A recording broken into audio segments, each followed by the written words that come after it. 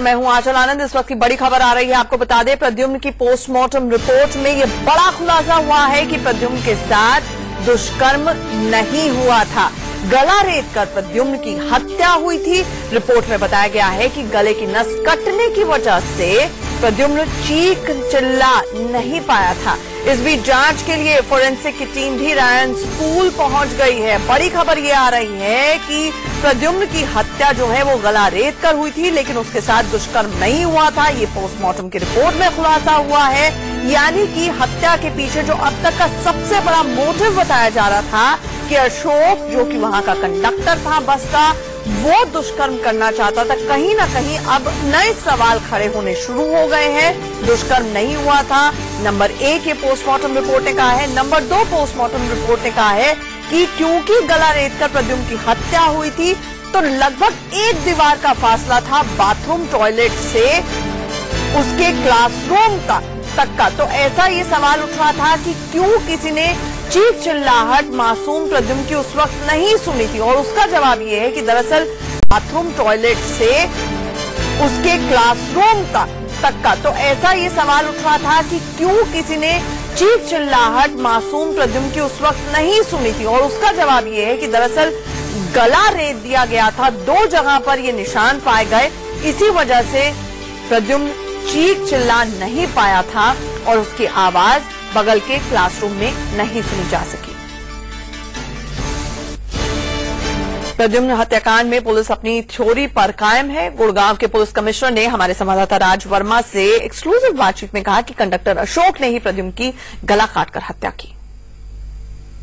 Police commissioner Sandeep Khirwar साहब हमारे साथ है। सर, 3 दिन तक पुलिस रिमांड पर रहा, क्या कुछ निकल कर आया है? मान के चलें कि अशोक ही आरोपी है, कोई और इसमें शामिल नहीं है। देखिए, पुलिस अपना फाइनल कंक्लूजन 173 सीआरपीसी जब चार्जशीट फाइल करती है तब देती है, परंतु पुलिस रिमांड के दौरान ये बात सामने आई कि अशोक ने अपने संलिप्तता इसमें मानी है।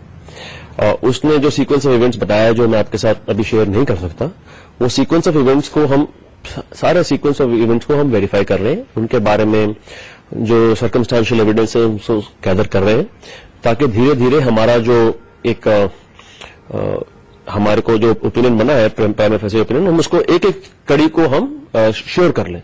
अभी हम उस प्रोसेस में लगे हुए हैं। उसको आफ्टर पुलिस रिमांड हमने कोर्ट के सामने पेश किया और आरोपी को जुडिशियल रिमांड पे भेजा गया 18 तारीख तक। सर, चाकू को लेकर अलग अलग बयान आ रहे हैं। देखिए, मैं एक तो रिक्वेस्ट करूंगा कि बहुत ज्यादा पैरेलल इन्वेस्टिगेशंस नहीं होनी चाहिए। एक जो ऑथराइज्ड इन्वेस्टिगेटिंग एजेंसी है, हम इन्वेस्टिगेशन कर रहे हैं, और हम जो हमारे पास विटनेस हमारे सामने बयान दे रहे हैं उनको हम बिल्कुल पक्का ट्रुथ ना मानते हुए उनके जो बयान देते हैं उसको हम वेरीफाई करते हैं, और we rely upon it only when it is proved in और support corroborated in material particulars. तो हमने ड्राइवर का भी हमने बयान लिया है, और जो उसका करेक्ट वर्जन है, जो उसका ओरिजिनल वर्जन है, उसको ही हम रिकॉर्ड कर रहे हैं एंड हम उसको वेरीफाई कर रहे हैं सारे फैक्ट्स को। परंतु एक चीज के बारे में, एक डिटेल के बारे में कई लोगों के डिफरेंट ऑब्जर्वेशंस भी होते हैं। सिक्का जैसा है, कोई कहता है हेड्स है, कोई कहता है टेल्स है, but there difference in details many a time, that does not mean that they are contradictory. तो बट मैं इससे ज्यादा कुछ नहीं कहूंगा। What I am saying is कि हम सारे जो विटनेसेस हैं उनका स्टेटमेंट बिल्कुल जेन्युइनली रिकॉर्ड करके उनको वेरिफिकेशन को सब्जेक्ट करके और अकॉर्डिंगली इन्वेस्टिगेट करेंगे आगे। इस पूरी वारदात को अंजाम देने के बाद अशोक क्या वहीं रुका रहा या कहीं वहां से चला गया था? क्या कुछ उस दौरान अशोक की एक्टिविटीज है? देखिए, अशोक का जो अभी जो बात सामने आई है कि जो बच्चे की अनफॉर्चुनेट डेथ हुई, और उसका जब when he was suffering on the floor of the school corridor, तब अशोक वहां पर मौजूद था और उसने वहां पर उसके बॉडी को लिफ्ट करने में मदद की थी। ये बात बहुत इंडिपेंडेंट विटनेस ने भी कही है, और we are investigating the case. I can't discuss too many details of what Ashok has confided और जो उसने बताया है, परंतु उसकी presence at the spot is established. Cameraman Arun के साथ राज वर्मा, इंडिया न्यूज, गुड़गांव। तो आपने गुड़गांव के पुलिस कमिश्नर को यहां पर सुना। अब इस केस के सबसे बड़े गवाह बस ड्राइवर को सुनिए। वो कंडक्टर अशोक और पुलिस की थ्योरी पर क्या कुछ कह रहा है। चाकू क्या बस में रखते थे? बस में टूल बॉक्स में तो चाकू था नहीं, क्योंकि मैंने 2 दिन पहले ये टूल बॉक्स साफ करा था, उसमें चाकू था नहीं। बाकी अगर वो लेकर आया हो और बस में और कहीं रखा हो, ये मुझे भी नहीं पता। टूल बॉक्स तो लगभग ज्यादातर रोज ही खुलता रहता है वो तो, क्योंकि कभी किसी चीज की जरूरत पड़ी, कभी किसी चीज की, तो वो खुलता ही रहता है। आपने चाकू मंगाया हो कि भाई चाकू? नहीं, गाड़ी का ऐसा है कि 1.5 साल मेरे पास गाड़ी हो गई, पर अभी तक ऐसी कोई नौबत नहीं आई कि गाड़ी खराब हुई हो या चाकू की कोई जरूरत पड़ी हो। रोज जो शर्ट थी वो कहाँ गई?